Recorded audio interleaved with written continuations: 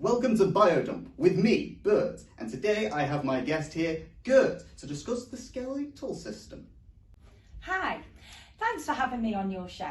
I've been doing a lot of research on bones lately.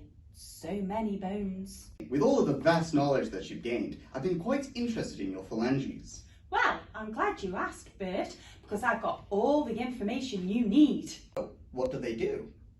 Well, Bert, every finger and toe has 3 phalanges. You've got the proximal, the middle and the distal.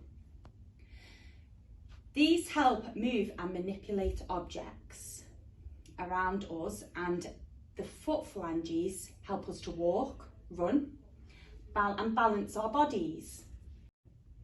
Oh, I see. So, although the fingers and toes are the same sort of bone, they have completely different functions.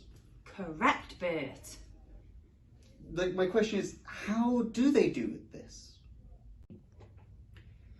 In the hands, the phalanges are controlled by the carpals and the metacarpals. These are held together by ligaments. These structures enable effective movement. The phalanges in the feet are connected to the metatarsals, which are designed along with other bones in our feet. These create the arches that support our body's weight and provide leverage when walking.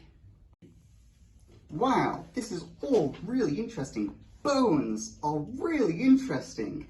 I don't suppose you've got any other bones that I'd be interested in. Well, Bert, I've had a friend called Kurt who has helped me research a bone, and I think you'll be very interested in this bone. I'd love to meet this Kurt and their great bone that they want to tell me about. Come in, Kurt.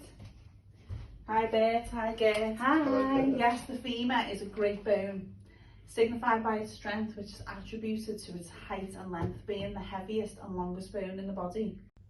However, it is not the strongest bone. The reason it's effective is because it's supported by strong muscles and tough, thick ligaments, notably the sartorius, which runs from the hip to the knee for the ability of flexion for the whole leg to rotate laterally. It's quite interesting with the juxtaposition of the neck of the femur, which is quite thin and susceptible to fracture. Interestingly, the femur is not just a straight bone, but includes the ball and socket joint. The bone itself is shaped in quite an absurd way, exclusively to fit this joint to allow an increase in a range of movement, such as lateral abduction, Proximal abduction, rotation, circumduction.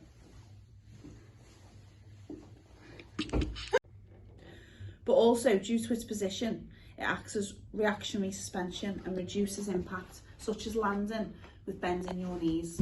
This unison makes the thigh and the femur as strong as they are. Even the curve of the femur provides shock absorbency.